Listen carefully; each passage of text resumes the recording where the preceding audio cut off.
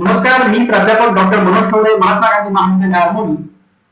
आज या युट्यूब व्हिडिओच्या माध्यमातून आपणास बीकॉम सेकंड इयर सेमेस्टर 3 च्या मॉनिटरी इकॉनॉमिक्स, ज्याला आपण मराठीमध्ये मौद्रिक अर्थशास्त्र असे म्हणतो, या विषयाच्या कोर्स आउटकम संदर्भात माहिती देणार आहे. तर विद्यार्थी मित्रांनो, सर्वप्रथम आपण हे जाणून घेऊया की कोर्स आउटकम्स म्हणजे काय, त्याचा अर्थ काय होतो. तर कोर्स आउटकम्स म्हणजे एखादा विषय शिकल्यानंतर एक विद्यार्थी म्हणून मला कोणतं ज्ञान मिळणार आहे, माझ्यामध्ये कोणतं कौशल्य विकसित होणार आहे, माझ्यामध्ये कोणत्या क्षमता विकसित होणार आहे, त्याचबरोबर जे ज्ञान मला मिळालेलं आहे त्याचा उपयोग काय, त्याचा उपयोग कुठे करायचा, कसा करायचा, त्याचा फायदा काय, त्याचं महत्व काय आहे, यालाच म्हणतात कोर्स आउटकम्स. थोडक्यात आणि सोप्या भाषेत सांगायचं झाल्यास, एक विद्यार्थी म्हणून तुमच्या मनामध्ये जेव्हा एक प्रश्न निर्माण होतो की हा विषय मी का बरं शिकत आहे, ही संकल्पना मी का बरं शिकत आहे, याचा उपयोग काय, याचा फायदा काय, हे मला का बरं शिकवल्या जात आहे, या प्रश्नाचं उत्तर म्हणजेच कोर्स आउटकम्स होय. तर विद्यार्थी मित्रांनो, सर्वप्रथम आपण जाणून घेऊया की बीकॉम सेमेस्टर 2 च्या बीकॉम सेकंड इयर सेमेस्टर 3 च्या मॉनिटरी इकॉनॉमिक्स या विषयाचं मूल्यांकन विद्यापीठाद्वारे कसं केलं जातं. मॉनिटरी इकॉनॉमिक्स हा विषय एकूण 75 मार्काचा असून 60 मार्काचा थेअरी पेपर हा विद्यापीठाद्वारे केला जातो आणि 15 मार्काचं इंटरनल असेसमेंट जे राहतं, अंतर्गत मूल्यांकन, ते आपल्या महाविद्यालयातर्फे केला जातो. 60 मार्काचा जो पेपर विद्यापीठाद्वारे घेतला जातो तो एकूण 4 युनिट्सवर घेतला जातो. त्या 4 युनिट्सचे कोर्स आउटकम्स काय आहे ते आपण आता वन बाय वन बघूया. सर्वप्रथम बघूया युनिट नंबर 1. तर विद्यार्थी मित्रांनो, आपण बघू शकता आपल्या स्क्रीनवर युनिट नंबर 1, ज्याचं नाव आहे मनी. मनी म्हणजे मुद्रा. युनिट नंबर 1 मध्ये एकूण 3 टॉपिक्स आहेत, 3 चॅप्टर्स आहेत. पहिला आहे evolution, definition, nature and functions of money. याला मराठीमध्ये म्हणतात मुद्रेची उत्क्रांती काय तरी, त्याची व्याख्या काय, त्याची वैशिष्ट्ये काय आणि मुद्रेची कार्य काय आहे ते तुम्हाला इथे शिकायचं आहे. सेकंड टॉपिक आहे युनिट नंबर 1 मध्ये, ते आहे पेपर करन्सी म्हणजे कागदी मुद्रा. It's kinds, advantages and disadvantages and impact of fake currency in Indian economy, actually on Indian economy. तर विद्यार्थी मित्रांनो, कागदी मुद्रा म्हणजे काय, त्याचे प्रकार काय, त्याचे फायदे तोटे, त्याचबरोबर बनावट मुद्रा ज्या असतात, ज्या खोट्या मुद्रा, नकली नोटा ज्याला आपण म्हणतो, याचा भारतीय अर्थव्यवस्थेवर काय परिणाम होतो हे तुम्हाला इथे शिकायला मिळणार. त्यानंतर आहे थर्ड चॅप्टर युनिट नंबर 1 जे आहे मेथड्स ऑफ नोट इश्यू, मुद्रा निर्गमनाच्या पद्धती याला म्हणतात. यामध्ये आपण वेगवेगळ्या पद्धती शिकणार आहे.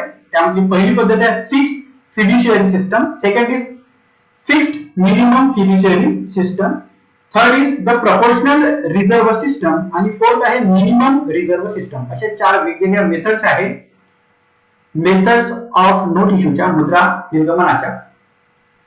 ह्या शिकल्यानंतर, हा युनिट शिकल्यानंतर याचे कोर्स आउटकम्स काय ते आता आपण जाणून घेऊया. सर्वात पहिला आहे enable students to understand the nature, functioning and issue related to money. विद्यार्थ्यांना याचं नेचर काय आहे, त्याची फंक्शनिंग काय आणि इश्यूज रिलेटेड टू मनी म्हणजे मुद्रा जी असते, जो पैसा असतो, ज्याला आपण अर्थ सुद्धा म्हणतो, हे सगळे शिकायला मिळणार. सेकंड आहे impart detailed knowledge about paper currency and its kinds. It will give knowledge to students about paper currency, कागदी मुद्रा काय आहे and its kinds म्हणजे त्याचे प्रकार काय आहे. Third is make aware about impact of fake currency in Indian economy. भारतीय अर्थव्यवस्थेवर बनावट म्हणजे खोट्या मुद्रेचे काय परिणाम होतात, काय वाईट परिणाम होतात, हे सुद्धा तुम्हाला इथे शिकायला मिळणार आहे, ज्याचा नक्कीच उपयोग तुम्हाला भविष्यामध्ये होईल. This is not just the part of subject knowledge, but it is the part of general knowledge also. And last but not least, it is develop conceptual understanding of methods of note issue. Note issue in the sense मुद्रा निर्गमनाच्या ज्या वेगवेगळ्या पद्धती आहेत, ज्या वेगवेगळ्या methods आहेत, त्या तुम्हाला इथे शिकायला मिळणार आहे. आता बघूया आपण युनिट नंबर 2. त्याचं नाव आहे मॉनिटरी सिस्टम. यामध्ये दोन टॉपिक्स आहेत. पहिला आहे मॉडर्न मॉनिटरी सिस्टम आणि सेकंड आहे inflation and deflation. Unit number 2 चं जे पहिले टॉपिक आहे, जो पहिला चॅप्टर आहे, त्यामध्ये मॉडर्न मॉनिटरी सिस्टम, ज्यामध्ये तुम्ही शिकाल प्लास्टिक करन्सी म्हणजे काय, त्याच्यामध्ये एटीएम आलं, automated teller machine. Then ECS is electronic clearing system. त्याचबरोबर तुम्ही शिकाल what is debit card, credit card काय असतं, त्याचे फायदे, त्याचे कशा प्रकारे ते वर्क करतं, हे सगळं तुम्हाला शिकायला मिळणार आहे. या व्यतिरिक्त very important, that is electronic fund transfer काय असतं. यामध्ये ईसीएस आणि ईएफटी खूप महत्वाच्या दोन कॉन्सेप्ट आहेत मॉनिटरी इकॉनॉमीच्या, ज्या तुम्हाला शिकायला मिळणार आहे. या मॉडर्न मॉनिटरी सिस्टमचा पार्ट आहे आधुनिक मौद्रिक प्रणाली, असे याला मराठीमध्ये आपण म्हणतो. जे तुम्ही इथे शिकणार आहे ईसीएस म्हणजे इलेक्ट्रॉनिक क्लिअरिंग सिस्टम आणि ईएफटी इलेक्ट्रॉनिक फंड ट्रान्सफर. त्याचबरोबर सेकंड टॉपिक जे आहे, second chapter of unit number 2, that is inflation and deflation, the most important concept of monetary economics. सर्वात महत्वाची जर कोणती कॉन्सेप्ट असेल, सर्वात महत्वाचं जर कोणते चॅप्टर असेल, सगळ्यात महत्वाचे चॅप्टर हे आहे, no doubt. But the most important topic is inflation and deflation. इन्फ्लेशनला आपण मुद्रास्फीती म्हणतो आणि डिफ्लेशनला अपस्फीती म्हणतो. स्फीती आणि अपस्फीती ह्या दोन कॉन्सेप्ट आहेत ज्या तुम्ही इथे शिकणार आहे. हे दोन टॉपिक्स तुम्ही शिकल्यानंतर, हे दोन चॅप्टर्स युनिट नंबर 2 चे शिकल्यानंतर तुम्हाला काय शिकायला मिळणार आहे, चला बघूया त्याचे कोर्स आउटकम. सर्वात पहिलं, it will provide knowledge of modern monetary system. आधुनिक मौद्रिक प्रणाली काय आहे हे तुम्हाला विद्यार्थ्यांना शिकायला मिळणार आहे, याचं नॉलेज तुम्हाला मिळालं ना. ऑब्व्हियसली ते महत्वाचं आहे, ते उपयोगाचं आहे, कारण भविष्यामध्ये जेव्हा आपण वेगवेगळे आर्थिक व्यवहार करू, आपल्या जीवनाशी संबंधित, आपल्या कामाशी संबंधित वेगवेगळे वैयक्तिक किंवा आपल्या कामाशी संबंधित कोणत्याही प्रकारची आपण काम करू, तर आपल्याला ह्याबद्दल ज्ञान असणे आवश्यक आहे. हे आपल्याला सगळे इथे शिकायला मिळणार आहे, याचं आउटकम आहे. Second is impart detail knowledge about ATM, credit card, debit card, electronic clearing system, electronic fund transfer, याबद्दल डिटेल नॉलेज तुम्हाला मिळणार आहे. Being a commerce student we must know that what is ATM, how does it works, what is credit card, what is debit card, काय conditions असतात, त्याचा उपयोग कसा केला जातो, कसं वापरावं लागतं, ते त्याचे फायदे काय आहेत, हे सगळं इव्हन त्याचे तोटे काय आहेत, हे सगळं आपल्याला माहिती असलं पाहिजे. Because we are from commerce, so we must know that. Next is ECS electronic clearing system आणि इलेक्ट्रॉनिक फंड ट्रान्सफर, ज्याबद्दल मी ऑलरेडी तुम्हाला सांगितलं आहे. हे सगळं आपल्याला शिकायला मिळतं, जे भविष्यामध्ये आपल्याला खूप उपयोगी पडणार आहे आपल्या डे टू डे लाईफ मध्ये. त्यानंतर लास्ट आउटकम आहे युनिट नंबर 2 चं, ते आहे enable students to understand causes, effects and remedies of inflation and deflation. As I already told you, this topic is the one of the most important topic of this subject, that is inflation and deflation. यामध्ये तुम्हाला मुद्रास्फीती म्हणजेच महागाई, ज्याला आपण तेजी म्हणतो, ही कशी निर्माण होते, त्याची कारणे काय आहेत, त्याचे परिणाम काय आहेत, त्याचबरोबर त्याचे जे वाईट परिणाम होतात तर त्याच्या उपाययोजना काय, म्हणजे त्याला रेमेडी सुद्धा काय हे आपल्याला शिकायला मिळणार आहे. त्यानंतर डिफ्लेशन म्हणजे अपस्फीतीला आपण मंदी सुद्धा म्हणतो. तर मंदी एखाद्या अर्थव्यवस्थेमध्ये कशी येते, त्याची कारणे काय आहेत, त्याचे परिणाम काय आहेत, त्याचबरोबर ती मंदी दूर करण्याच्या उपाययोजना काय आहेत. तर जसं विद्यार्थी मित्रांनो तुम्हाला सांगितलं मी, हा खूप महत्वाचा टॉपिक आहे. या टॉपिक बद्दल मी विशेष करून सांगेन, this topic is also not just a matter of subject knowledge, this is the matter of general knowledge. Even I would say it is not general knowledge, this is special knowledge. Being a commerce student you must know that. हे सगळं तुम्हाला जे शिकायला मिळणार आहे, तुमच्या लक्षात येईल की हे किती इम्पॉर्टंट टॉपिक्स आहे. हे शिकल्यानंतर तुमचा आपल्या देशाच्या इकॉनॉमीकडे, जगाच्या इकॉनॉमीकडे बघण्याचा दृष्टिकोनच बदलून जाईल. महागाई कशी येते, मंदी कशी येते, तिची कारणे काय आहे हे तुम्ही समजू शकाल, आणि ते दूर करण्यासाठी त्या उपाययोजना सरकारने काय करायला पाहिजे याबद्दल तुम्ही तुमचं मत व्यक्त करू शकाल. इव्हन त्यामध्ये तुम्ही आपलं कॉन्ट्रीब्युशन सुद्धा वेगवेगळ्या पद्धतीने देऊ शकाल. हे सगळं तुम्हाला इथे शिकायला मिळणार आहे. हेच आहे या युनिट नंबर 2 चे कोर्स आउटकम्स. आता बघूया युनिट नंबर 3 चे कोर्स आउटकम्स काय आहे.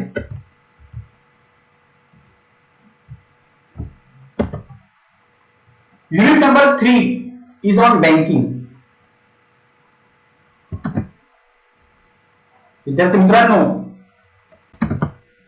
कॉमर्सचे विद्यार्थी आणि बँकिंग यांचा खूप जवळचा संबंध आहे आणि ह्या युनिटमध्ये तुम्ही ते शिकणार आहे. भविष्यामध्ये तुम्ही बँकिंगच्या एक्झाम द्याल, वेगवेगळ्या पदावर तुम्ही कार्यरत राहाल, तसंही तुम्हाला कामात येणार आहे आणि तुम्ही आपल्या वेगळ्या कोणत्याही प्रोफेशन मध्ये असले तरी तुम्हाला याचं काम पडणेच आहे. तर युनिट नंबर 3 आहे बँकिंग वर. त्याचा सिलेबस बघूया काय आहे.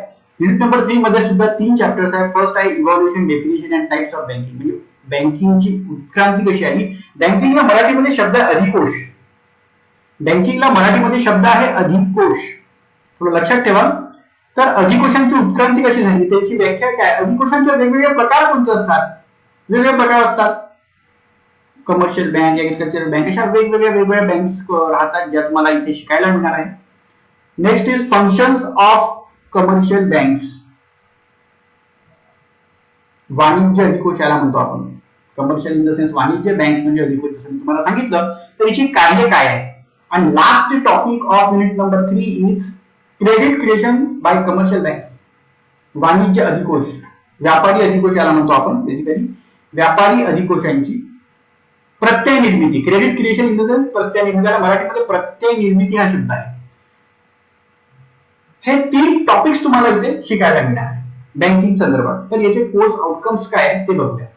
सर्वात पहिलं कोर्स आउटकम आहे ते आहे basic idea of banking, it's evolution and types. कॉमर्सचे विद्यार्थी आहात तर त्यांना बँकिंगचं इतर लोकांपेक्षा जास्त ज्ञान असणे आवश्यक आहे. Because we are from that sector, we belong to that sector, we are part of that sector.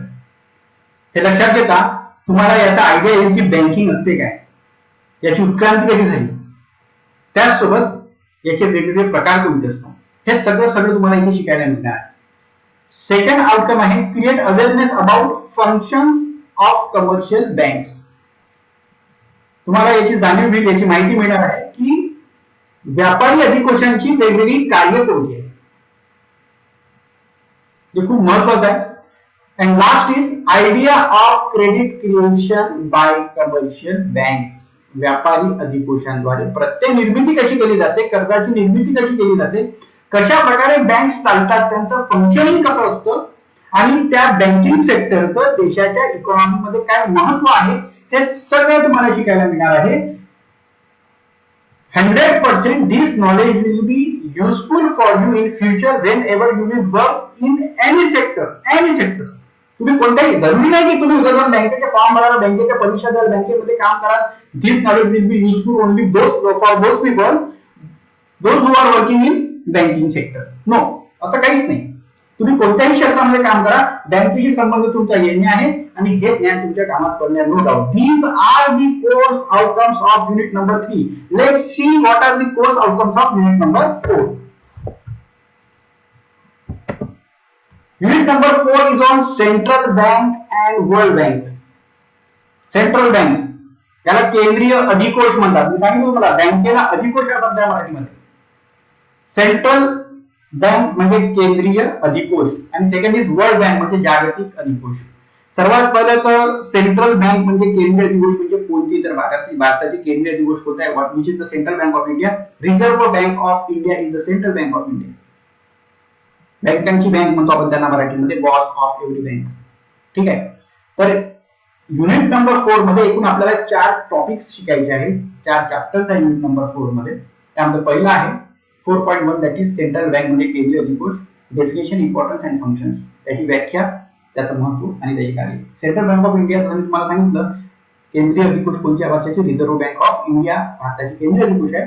त्याची व्याख्या काय, त्याचे महत्व काय आहे देशाच्या अर्थव्यवस्थेमध्ये, त्याचसोबत रिझर्व्ह बँक ऑफ इंडिया म्हणजे सेंट्रल बँक ऑफ इंडिया, त्याची कार्य काय आहे हे तुम्हाला इथे शिकायला मिळणार.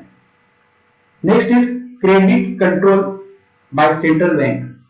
क्रेडिट कंट्रोल कसं केलं जाते आणि repo rate and reverse repo rate, ह्या 2 अतिशय महत्त्वाच्या संकल्पना आहेत ज्या तुम्हाला इथे शिकायला मिळणार आहेत.